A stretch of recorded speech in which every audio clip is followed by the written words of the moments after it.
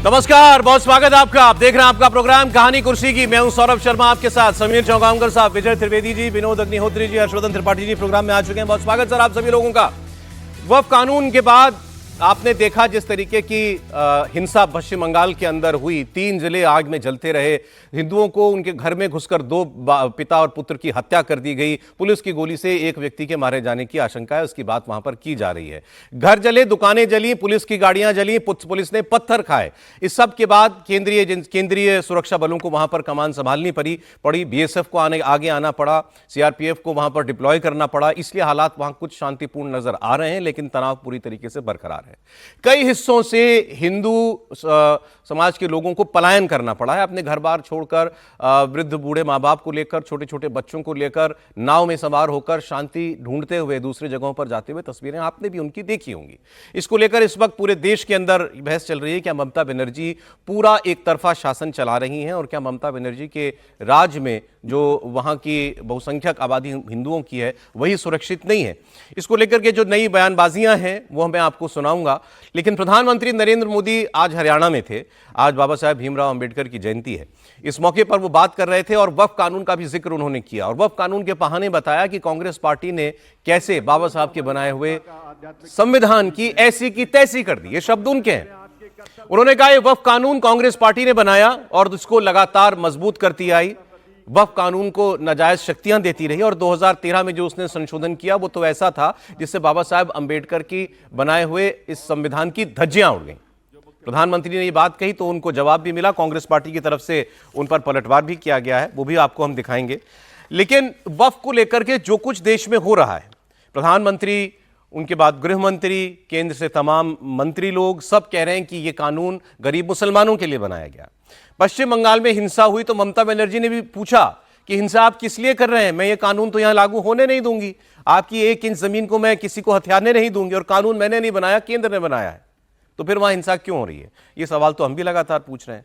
लेकिन आज तुष्टीकरण की जब बात चली है तो प्रधानमंत्री कांग्रेस पर बोल रहे थे और वहीं से फिर हम बंगाल में जो तुष्टीकरण की राजनीति होती है उसकी बात करेंगे। तो पहले आपको प्रधानमंत्री की बात मैं सुनवाता हूं और उस पर चर्चा करेंगे। उसके बाद बंगाल से बहुत सारे बयान हमारे पास आ रहे हैं।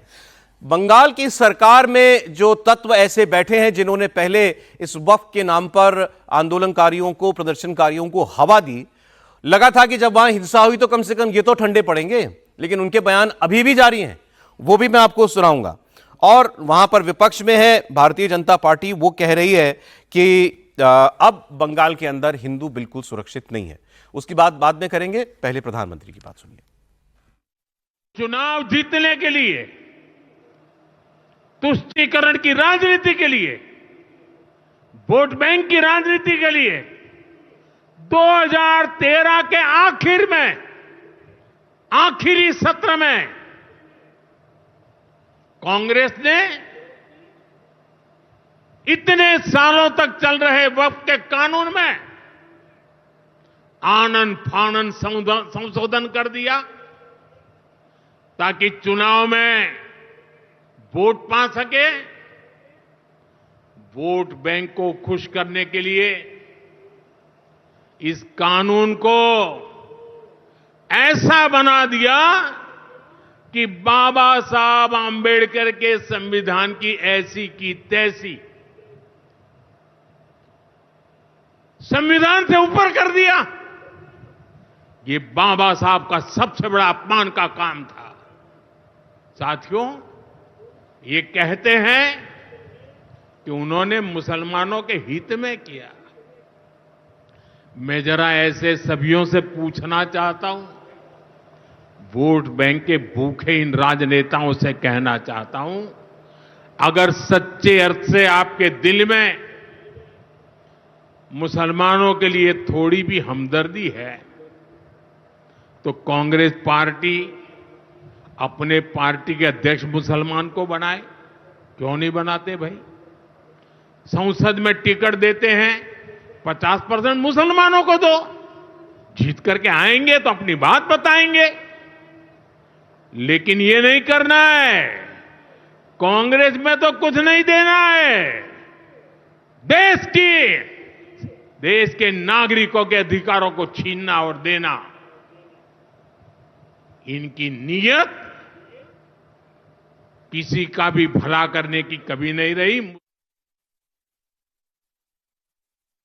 वक्फ के नाम पर लाखों हेक्टेयर जमीन पूरे देश में है।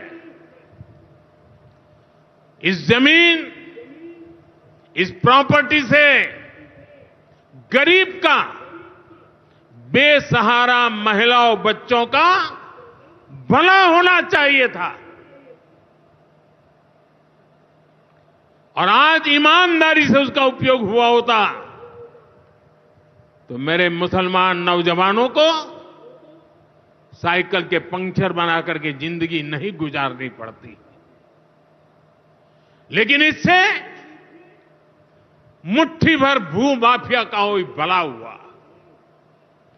पसमानदा मुस्लिम, इस समाज को कोई फायदा नहीं हुआ। तो प्रधानमंत्री नरेंद्र मोदी कांग्रेस और मुसलमानों पर बात कर रहे थे वक्फ के बहाने। आइए इसकी चर्चा हम लोग भी शुरू करें। कांग्रेस पार्टी को लेकर के अब तो बीजेपी वाले भी खुलकर पूछने लगे हैं कि जब संसद में बहस चल रही थी तो राहुल गांधी क्यों नहीं बोले इस पर, प्रियंका गांधी पार्लियामेंट में क्यों नहीं थी, सोनिया गांधी क्यों नहीं बोली। उस बात को आगे बढ़ा रहे हैं नरेंद्र मोदी कि इतनी चिंता है मुसलमानों की कांग्रेस पार्टी को तो अध्यक्ष बनाए मुसलमानों को, 50% टिकट मुसलमानों को दे। आज भी मुसलमान पंचर क्यों लगा रहा है? कांग्रेस पार्टी चाहती तो मुसलमान के हालात बदले हो सकते थे। अब इस भाषा के पीछे की वजह बतानी पड़ेगी आपको हर्षवर्धन जी।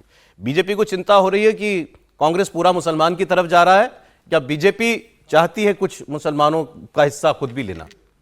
नहीं, दूसरा वाला तो मुझे लगता नहीं है कभी, पहला वाला ही मुझे लगता है। और उसमें जो सबसे बड़ी बात है वो समझना, एक जो प्रधानमंत्री बोल रहे हैं उसको समझना जरूरी। किसी भी डिबेट में आप देखेंगे तो कोई भी कांग्रेस का नेता प्रवक्ता होगा तो बताइए पूरी संसद में, कोई भी सरकार में कोई प्रतिनिधि नहीं है। अरे भाई, तो तुम्हारे यहाँ क्यों नहीं ज्यादा से ज्यादा हो जा रहा है? कौन मना कर रहा है? डॉक्टर ने बताया है कि नहीं, वो भारतीय जनता पार्टी से ही सांसद चुन के आएगा तब वो रहेगा। फिर वो कहेंगे कि अच्छा, हमारे तो सांसद इमरान मसूद और इमरान प्रतापगढ़ी जैसे हैं जो 1 घंटे में सारा काम सब दुरुस्त कर देने वाले हैं। मतलब सब अंदाज वाले हैं। मुसलमान को ये समझ में आना जरूरी है कि आपके भले का काम सरकारों का करना है, या आपके लिए चिल्लाते हुए आपको वोट बैंक तो बना दे लेकिन आपका भला न करें। और प्रधानमंत्री नरेंद्र मोदी की योजनाओं का जब जिक्र करिए तो एक कुतर्क और आता है कि सरकार की जिम्मेदारी है सबको तो योजना का लाभ देना चाहिए। तो ये नेहरू जी से लेकर और राजीव गांधी और मनमोहन सिंह तक नहीं लागू होता था क्या? क्यों लाभ नहीं पहुंचता था? क्यों देश के 118 जिले एस्पिरेशनल रह गए, पिछड़े रह गए? एस्पिरेशनल तो मोदी जी बोलते हैं। सवाल यह है कि क्या we the people of India, हम भारत के लोग करके सरकारों ने देखा, या उन्होंने कहा अच्छा ठीक है ये मुस्लिम बस्ती है इसको इस तरह से रखो, इसमें 4 पकड़ो मौलाना, 4 बढ़िया कलफ कुर्ते वाले लोग पकड़ो, इनको एक को वक्फ का बना दो, एक को किसी को हज की कमेटी में डाल दो, एक को किसी को अपने यहां कोई नेता बना दो, और वो सबका वोट लेकर और हम कहेंगे कि देखो मुसलमानों हमने तुम्हारी रहनुमाई की। और वो रहनुमाई करने वाले क्या कहेंगे? सोनिया जी को आंसू आ गए थे बाटला में जब मारे गए थे लोग। तो ये वाला चाहिए क्या मुसलमान इस देश को? और ये गंभीर मसला है। प्रधानमंत्री नरेंद्र मोदी उस तरह से बात कर रहे हैं जो वहां पर खड़े होकर उनको करनी चाहिए। और अभी एक शब्द का उन्होंने इस्तेमाल किया, ऐसी की तैसी। ऐसी की तैसी मतलब होता है पूरी तरह से ध्वस्त कर देना, खत्म कर देना। प्रधानमंत्री के मुंह से ये सुनते हुए ये भी लग सकता है कि क्या ये भाषा, ये शब्दावली ठीक है, लेकिन क्या सचमुच संविधान की ऐसी की तैसी इंदिरा गांधी ने नहीं की? क्या संविधान में फ्रीडम ऑफ स्पीच पर पहला आर्टिकल जो अमेंडमेंट आया वो नेहरू जी के समय में नहीं आया? क्या इस देश में जब जब गाने प्रतिबंधित करने से लेकर, जो गायक है उसको किशोर कुमार से लेकर मजरू सुल्तानपुरी तक, जाने किसके किसका नाम लीजिए, क्या वो सब नहीं हुआ? तो चाहे आप मुसलमान के एंगल से देख लीजिए या आप देश के कानून के एंगल से देख लीजिए, दोनों तरह से। और मैं फिर कह रहा हूं, मोदी जी को भी बहुत अच्छे से पता है कि मुसलमान उनको वोट बहुत नहीं देगा, लेकिन मुसलमान को यह पता होना चाहिए कि उनकी जो रहनुमाई का दावा करती हैं पार्टियां वो कर क्या रही हैं। वैसे मोदी जी की बात वो दोनों मुझे लगता है कि कॉन्स्टिट्यूएंसीज को एड्रेस कर रहे थे जब वो कह रहे थे कि वक्फ का जो बिल सरकार लेकर के आई कांग्रेस की संविधान से ऊपर रख दिया, संविधान की ऐसी की तैसी कर दी। तो वो बता रहे हैं कि इसको इतनी शक्तियां थी कि जो चाहता था वक्फ बोर्ड वही होता था, जिस जमीन पर उंगली रख दी वही जमीन उसकी हो जाती थी। और फिर कांग्रेस से पूछ रहे हैं कि तुम बनाओ मुसलमान अध्यक्ष, 2 टिकट 50%। अब खुल के आ गए, ऐसा लग रहा है इस मुद्दे पर सभी। विजय जी, बिल्कुल ठीक बात है कि वो खुलकर अब ये हिंदू मुसलमान का जो राजनीति है उस पर भारतीय जनता पार्टी आई गई है। और कांग्रेस को चैलेंज भी वो कर रहे हैं कि बनाइए मुस्लिम अध्यक्ष बनाइए यदि आप मुस्लिम तुष्टिकरण। ये भी बात ठीक है कि पिछले 50-60 साल में 70 साल में कांग्रेस ने मुस्लिम का तुष्टिकरण किया, इसमें कोई बात ही नहीं है, तुष्टिकरण किया, लेकिन वो दुश्मन की तरह नहीं खड़ी रही, ये भी बात साफ है। कांग्रेस जो है मुसलमानों के दुश्मन की तरह से व्यवहार करने में नहीं खड़ी रही। उसने तुष्टिकरण किया, कितना तुष्टिकरण हुआ नहीं हुआ वो तो दिखाई दे रहा है 2005 की सच्चर कमेटी की रिपोर्ट में भी, और उसके बाद 10 साल कांग्रेस की सरकार और दुश्मन की तरह खड़ी है। नहीं, ये मैं बात कर रहा हूँ कि कांग्रेस के लिए कम से कम ये नहीं कह सकते आप, ठीक है। और ये चैलेंज करना ठीक है कि आप मुस्लिम अध्यक्ष बनाएं, ये भी बात ठीक है कि भाई कांग्रेस ने क्यों नहीं बनाए, क्यों नहीं सांसद दिए, कांग्रेस ने कोशिश की होगी, कांग्रेस की बात नहीं है। मसला क्या है कि तुष्टिकरण को लेकर एक जो राजनीति चल रही थी उसके खिलाफ एक पूरा माहौल बनाने की बात हो रही है। इसको हिंदू मुसलमान नहीं कि किस तरह से अपीजमेंट हो रहा है, किस तरह से नहीं हो रहा है, और इस पर तो मतलब फिर हर दिन बहस करने का कोई मतलब नहीं है कि जिस 2013 के कानून की बात कर रही है उसे भारतीय जनता पार्टी ने समर्थन दिया था। अब वो भारतीय जनता पार्टी ये भारतीय जनता पार्टी वाली थी कि नहीं थी ये मुझे नहीं पता, लेकिन उस भारतीय जनता पार्टी ने उसे समर्थन दिया था, तो इसके लिए भी माफ़ी मांगनी चाहिए कि भाई हमने गलती की थी। यदि वो बिल ठीक नहीं था तो करना चाहिए, कुछ कड़ी बातें भी करनी चाहिए। बिल्कुल ठीक है। हमेशा इस बात पर कि नहीं उन्होंने ऐसी की तैसी कर दी, उन्होंने तो कर दी, आप साथ थे ना उस ऐसी की तैसी करने में। तो और अब जो बदलाव किया गया है उस पर बहस चल रही है, पास हो गया, ये संविधान से पास हुआ, इसमें मैं कोई गैर संवैधानिक नहीं बात समझता कि गैर संवैधानिक हुई है, क्योंकि इतनी लंबी बहस हुई, जेपीसी हुई, सब कुछ हुआ, और यदि उसमें कुछ बदलाव होने हैं या टिप्पणी होनी है तो सुप्रीम कोर्ट में हियरिंग हो रही है जी, वो देखेगा तो किस तरह से मसला होता है। लेकिन सवाल यह है कि क्या आपने सबसे बड़ी पार्टी होकर प्रतिनिधित्व दिया मुसलमानों को, ये एक बड़ा सवाल है ना। क्या सरकार में हैं, क्या एमपीज हैं, क्या एमएलएज हैं, क्या और लोग हैं, तो ये सवाल भी आपसे पूछा जा सकता है। वो भी तो मुझे लगता है उनके बयान से वो क्लियर ही हो गया ना कि हम नहीं देंगे, हम नहीं देते, ना हमें वोट मिलता ना हम टिकट देते। बस फिर तो तुम इतनी बात करते हो, तुम दो टिकट तुम हाँ, बनाओ तो ठीक अध्यक्ष है, अपना उनको तो मुसलमान। देना है कि नहीं। हाँ, इसीलिए मैं कह रहा हूँ उनका चैलेंज करना ठीक है कि भाई आप इतनी बात कर रहे हो तो आप कीजिए, लेकिन आप भी ये साफ कर रहे हैं कि भाई हम नहीं देंगे और हमसे पूछिए भी मत, ये बात होगी ना। तो आप यहाँ आके खड़े हो गए कि अब हमसे ये सवाल मत कीजिए कि हमने मुसलमानों को प्रतिनिधित्व क्यों नहीं दिया, हम मुसलमानों को, और फिर आप ये चिंता क्यों कर रहे हैं कि मुसलमान आपके साथ खड़ा रहे, ये भी तो एक बात है। और वक्फ को लेकर जितना आंदोलन चल रहा है वो एक तरीके से चल रहा है। मुर्शिदाबाद में जो हुआ उसकी बात तो हमें करनी चाहिए कि नहीं कर रहे हैं, उसी की बात करेंगे सर आगे। मैं सर बंगाल वाले बयान भी सुना दे रहा हूं, फिर आप लोग अपनी प्रतिक्रिया दीजिएगा इस पर भी। अभी उन्होंने मुसलमानों के तुष्टीकरण पर बोल रहे थे, जो बंगाल में हुआ वो तुष्टीकरण के लिए ही हुआ, क्योंकि बंगाल में अगर आप भड़कीले जहरीले भाषणों को देने की आज़ादी किसी को देंगे, कलकत्ता शहर के अंदर आप आज़ादी देंगे कि ट्रकों में भर भर के मदरसों के लोग और स्पीकर लगा करके गाड़ियों के ऊपर आए और क्या नारे बजाते हुए शहर में दाखिल हो रहे थे, वो वीडियो आपने भी देखे होंगे। वो कह रहे थे अभी खामोशी है, बड़ा शोर आएगा, आज कुत्तों का दिन है, हमारा दौर आएगा, ये नारे लग रहे हैं लाउड स्पीकर लगा करके बंगाल में। और भीड़ नारे लगाती है हम संविधान नहीं मानेंगे, संविधान नहीं मानेंगे, और हाथ में तिरंगा लिया हुआ है। अजब बात है। ये सब कुछ हुआ, उसका नतीजा इस वक्त आप ये देख रहे हैं। एक उन्मादी भीड़ जो है एक गांव में घुसती है और गांव में एक मकान के अंदर पिता पुत्र परिवार थे, देवी की मूर्तियां बना करके, कितना गरीब आदमी होगा जो देवी की मूर्ति बना करके अपना पेट पाल रहा होगा, उसे चाकुओं से गोद के दोनों बाप बेटे को मार डाला। लेकिन वहां पर मांग किस चीज की हो रही है? वहां मांग सरकार में वो व्यक्ति जो कह रहे थे कि मैं मंत्री हैं, 5 लाख की भीड़ इकट्ठा कर सकता हूं, कभी भी कलकत्ता जाम कर दूंगा, वो कह रहे हैं ये बीएसएफ की गोली से एक मुसलमान मारा गया, इसका हिसाब करो पहले, सबसे पहले उसकी बात हो। कांग्रेस ने बोला, कांग्रेस दोनों तरफ खेलना चाहती है। कांग्रेस कह रही है मुसलमानों को जिहादी कहने का मौका दे रही है बीजेपी को टीएमसी, साफ साफ अभी भी नहीं। और भारतीय जनता पार्टी यह कह रही है कि हमारी सरकार आती है तो जिस मस्जिद से दंगों का ऐलान हुआ हम उसे नहीं चलने देंगे। सुनिए,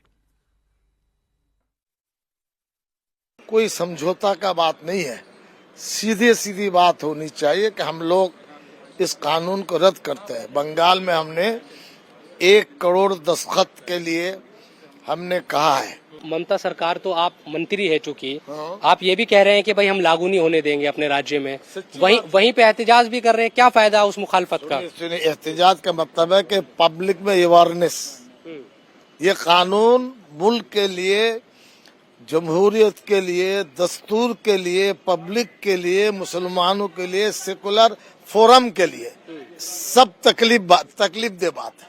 लेकिन बस लोगों की जो मौत हुई उसकी जिम्मेदारी पश्चिम बंगाल सरकार लेगी। नहीं, गलत। पश्चिम बंगाल सरकार की क्या हैसियत इसमें? मारे गए ना लोग, जो मारे गए बीएसएफ की गोली से मारे गए। There is an allegation that with the help of BSF, there is a deep-rooted conspiracy here to malign West Bengal, to create some scenes in those areas, so that BJP and opposition can use those scenes as their political platform, because BJP has no issue here. स्थिति ऐसी नहीं है कि जहां पे Hindu sir उठा के जी सके, फ्रीडम के साथ जी सके, अपनी रिलीजियस जो आइडेंटिटी है उसके साथ जी सके। और जो लोग मुर्शिदाबाद डिस्ट्रिक्ट से भागकर रिफ्यूजी बनकर मालदा गए हैं, वो लोग वापस लौटने की स्थिति अभी तक तैयार नहीं हुई है।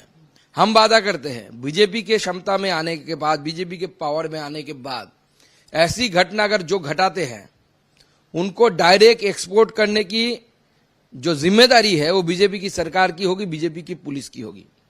दूसरा, हम ऐसे कानून लाएंगे जिसके द्वारा मंदिर और हिंदुओं के जो घर तोड़े जाएंगे, वो जिन दंगाई तोड़ेंगे उसका प्रॉपर्टी नीलाम करके वहां से पैसा दिया जाएगा हिंदुओं को। ऐसे कानून हम लाएंगे। जो दंगा करेगा उसका प्रॉपर्टी सरकार ले लेगी और सरकार उसको नीलाम करेगी। नीलाम करके हिंदुओं के जो घर तोड़े गए हैं उस घर निर्माण का काम बीजेपी की, भाजपा की सरकार करेगी। और जिस मस्जिद से या कोई भी रिलीजियस प्लेस से अगर इंस्टिगेट किया जाता है या वहां उसके माइक से अनाउंस किया जाता है कि आप मैदान में उतरो, उस मस्जिद को या कोई भी रिलीजियस प्लेस को बंद कर देंगे, हम नहीं चलने देंगे। और ऐसे अगर कानून पश्चिम बंगाल की अगर प्रेजेंट सरकार भी बनाती है तो हमारे एमएलए सारे उनको सपोर्ट करेंगे और ये कानून बनने के बाद पूरे दंगे जो है वो बंद हो जाएगा। बीजेपी सांप्रदायिक ध्रुवीकरण करेगी, इसमें कोई नई बात नहीं है। आम मुसलमानों को जिहादी कहने की मौका बंगाल की सरकार नहीं तो दे रही है बीजेपी पार्टी को। और इसके सुविधा किसकी होती है? टीएमसी मतलब सत्तारूढ़ पार्टी को और बीजेपी को। ध्रुवीकरण जितनी होगी, आम लोगों की जो मौलिक समस्या है वो समस्याओं को लेकर चर्चा नहीं होगी और अंतिम में बीजेपी और टीएमसी की लाभान्वित होंगे। और इसी दिशा में दोनों ने ही ये रास्ता अपनाई। मैं मानता हूं दंगा हुआ होती है जहां सरकार चाहती है। कभी गोधरा में हुई थी, सरकार चाहती थी। कभी बंगाल में हो रही है, वो भी सरकार की मर्जी के अनुरूप हो रहे हैं। दंगा तभी होते हैं जब सरकार चाहते हैं, ये मान के चलिए।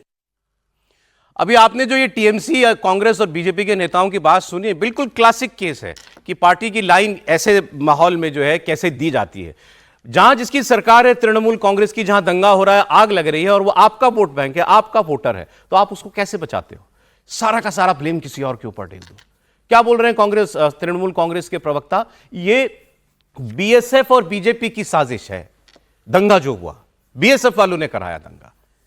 कमाल की बात है। बीएसएफ को तो आपकी सरकार के प्रशासन ने चिट्ठी लिख के बुलाया कि हमसे नहीं संभल रहा, आओ, हमारी पुलिस मार खा रही है। आपके प्रशासन ने चिट्ठी लिख के बुलाया तृणमूल कांग्रेस के। और सिद्दीकुल्ला चौधरी तो अब क्या करें, इनको शर्म आए ये भी कहते हुए लग रहा है हम अपने ही दो शब्द बर्बाद कर रहे हैं।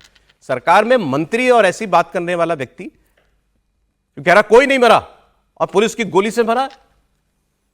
अरे पूरी दुनिया ने देख ली वो तस्वीरें तो बाप बेटे की, जो जमीन पर जिनके शव पड़े हुए चाकुओं से गुदे हुए।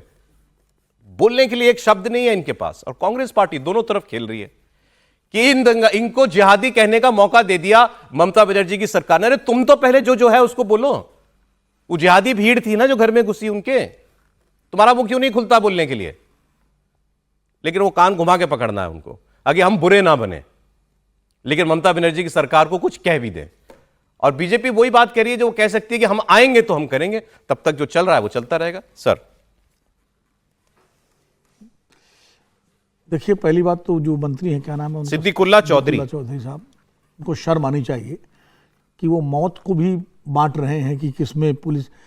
मैं कह रहा हूं कि जो पिता पुत्र मारे गए निर्दोष, जिनका कोई लेना देना नहीं था, उनको उनकी हत्या हुई, सबसे पहले तो उसके लिए उनको निंदा करनी चाहिए और अफसोस प्रकट करना चाहिए था। ठीक है, जो बीएसपी गोली से जो युवक मरा उस पर भी अफसोस प्रकट कर देते, उसमें मुझे कोई एतराज नहीं है। वो जैसा भी था, वो दंगा कर रहा था या नहीं कर रहा था, लेकिन मौतों को मत बांटिए कम से कम। अरे सर, ये इतना गांधी गांधी करते हैं, गांधी जी ने चौरी चौरा कांड के बाद वापस ले लिया था अपना आंदोलन पूरे देश का। गांधी जी की तुलना आप किससे कर रहे हो?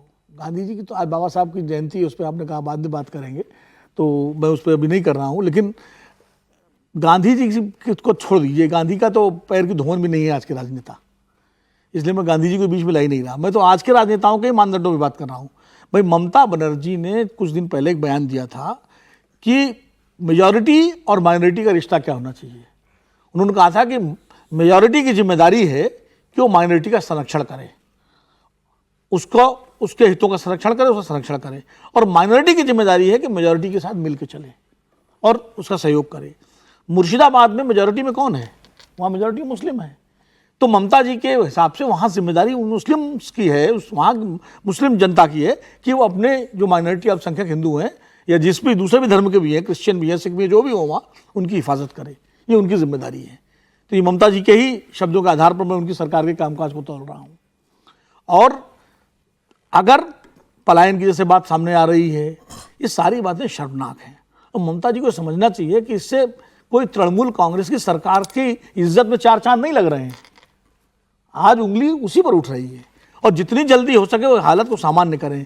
चुनाव होता रहेगा, देश में हर साल 5 साल में चुनाव आएंगे, लेकिन ये जो घाव, जो दरार जो बन रही है ना दोनों समुदायों के बीच में, ये लंबे समय तक जो है पाटना मुश्किल हो जाएगा। इसलिए बहुत जरूरी है, नंबर 1। दूसरी बात यह है कि जैसे अधीर रंजन सरकार की पीड़ा मैं समझ सकता हूँ, वो चुनाव हार गए वहाँ से और कैसे हारे, तो उन्होंने अपना दोनों बातें कही। उन्होंने बीजेपी को भी कटघरे में खड़ा किया गोधरा का जिक्र करके, और उन्होंने, लेकिन एक बात मैं जरूर मानता हूँ उनकी कि ये बात सही है कि स्थानीय प्रशासन और सरकार जब भी कहीं दंगा होता है तो या तो उसकी लापरवाही होती है या उसकी क्षय होती है जी। इसलिए मैं एक चीज करके बात हो, अब्दुल रहमान अंतुले मुख्यमंत्री बने थे महाराष्ट्र के, समीर भाई बैठे हुए हैं तो महाराष्ट्र के जानकार हैं, उन्होंने मुझे खुद बताया था कि मुख्यमंत्री बनते ही मैंने सारे डीएम और एसएसपी को संदेश दिया कि अगर तुम्हारे राज्य में, तुम्हारे जिले में दंगा हुआ तो बाकी जांच बाद में होगी, पहले तुम्हारी ऊपर खिलाफ कार्रवाई होगी। और 18 या 22 महीने मुख्यमंत्री रहे, दंगा नहीं हुआ। तो लोकल एडमिनिस्ट्रेशन अगर सख्त हो, आप देखिए संभल में क्या हुआ, ठीक है, संभल में नहीं हुआ ना होली पे कुछ बवाल, लोकल एडमिनिस्ट्रेशन सख्त था, या अभी वक्त के बाद भी नहीं हुआ। तो अगर स्थानीय प्रशासन और सरकार सख्ती तय कर ले तो दंगा और हिंसा नहीं होती।